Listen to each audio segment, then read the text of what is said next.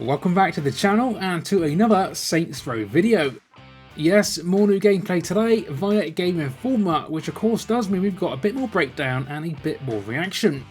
As always, full credit to Game Informer for the footage. The full video, complete with audio, can be found in the video description, so check that out after finishing this one.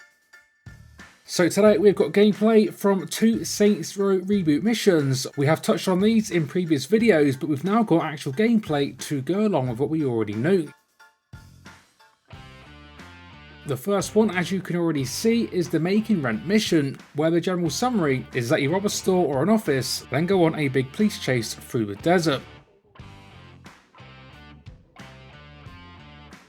So the footage starts off with the start of the mission, with the opening target to steal the car, of which we do get to see this nice looking yellow Crisis.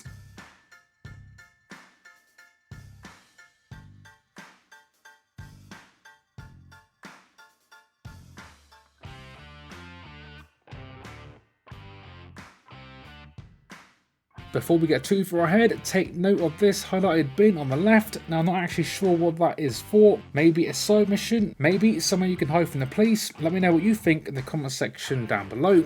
From there though, we can then see the next objective is to hit the office, with the members of the Saints together in 2 separate cars, albeit you're not actually the Saints at this point in the story. From there we get to see various cars, some nicer than others. We also get to see the mission marker, which is fully complete with GPS with the purple arrows. New clip now and change of objective, as the gameplay skips ahead and we're now going to switch to getaway car. En route in doing so, we get to see this awesome looking train, as we can now see the police chase begins. Take note of the visuals of the area, definitely more rough looking, with this area likely being the Rancho Providencia district.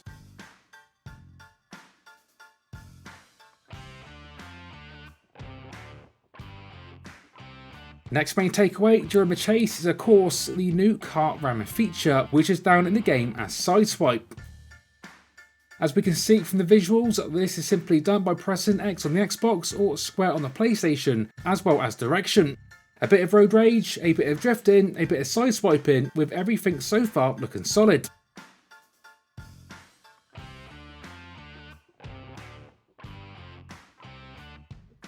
Confirmation in the next clip that we've now entered East Providencia as we continue on and head towards that car switch.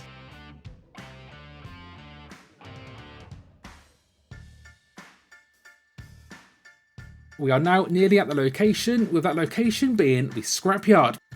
But as we know from previous details, we are going to be met by the Panteros, which we are now seeing, who aren't too happy this has all been going down on their gang turf. Which now brings us to our first bit of combat. So a quick side roll and a quick look now at the weapon wheel.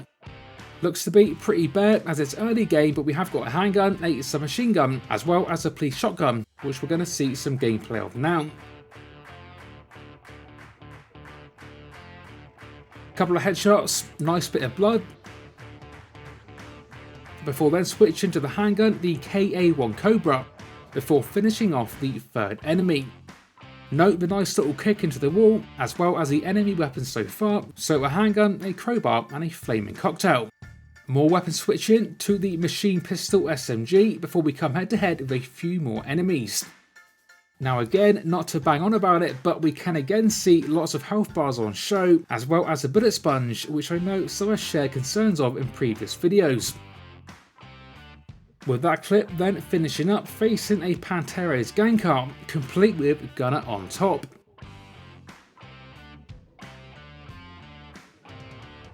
So clip change, and now what I assume is the mission finale, as we've got that final desert police chase. Visually, as always, this area of the map is looking especially awesome, as is the general gameplay all throughout the video. Not masses of takeaways for the remainder of the clip, but we do get to see that badass jump at the very end.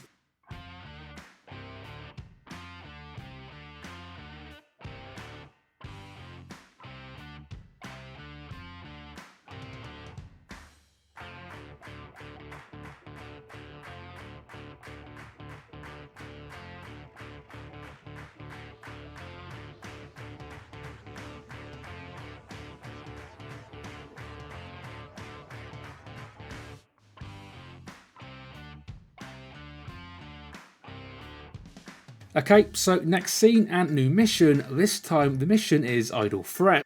That begins with this messy looking bar fight, which is maybe the most we've seen in actual hand-to-hand combat so far in the early footage. The clip continues on to some shooting action, with one immediate takeaway being this Y option in this shot. Now it's hard to see exactly what this is, but this looks to be something that can be shot that would likely give an explosion or something similar.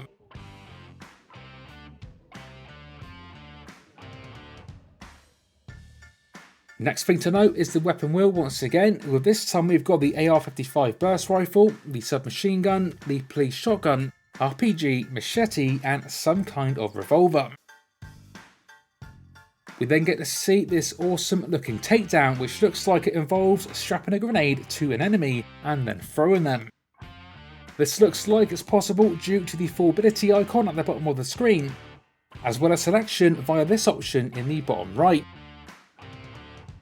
Note there is 4 options total, although kinda hard to see what the other 3 actually are. That clip continues on with a bit more idle action.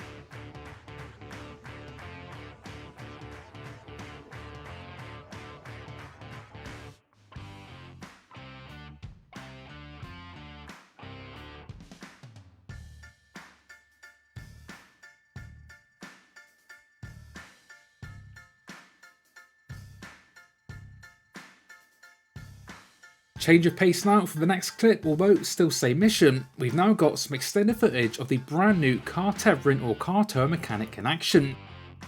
Gotta say that does look pretty fun, as the environment and the enemies get thrown around left, right and centre with some badass tethering carnage.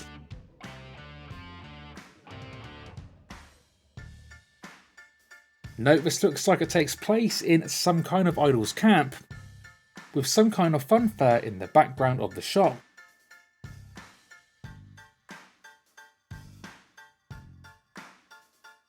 Now the next new clip we get to see is a continuation of the footage that we saw last time, as we're now crashing that idol's party. So we know already from previous info that one of the idol's strategies is to swarm their enemies, which we get to see here with some pretty decent numbers of enemies at the idol's main HQ. A bit of general gameplay next, before we again get to see that Y option to shoot, although this time the boss does actually do it. And as we can see by shooting the cylinder, it does begin to fly. Now I'm assuming it probably explodes, but the clip does end, so we don't actually get to see. What we do get to see is again that awesome looking grenade throw. A bit more shooting, mainly this time with the police shotgun, as well as more visuals of the idol's main HQ, which is of course repping their trademark colours.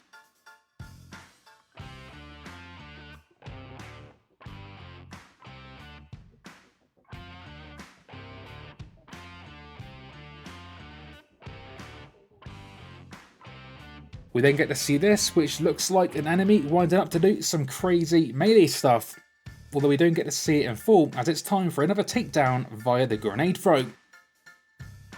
And with that, the new footage comes to an end.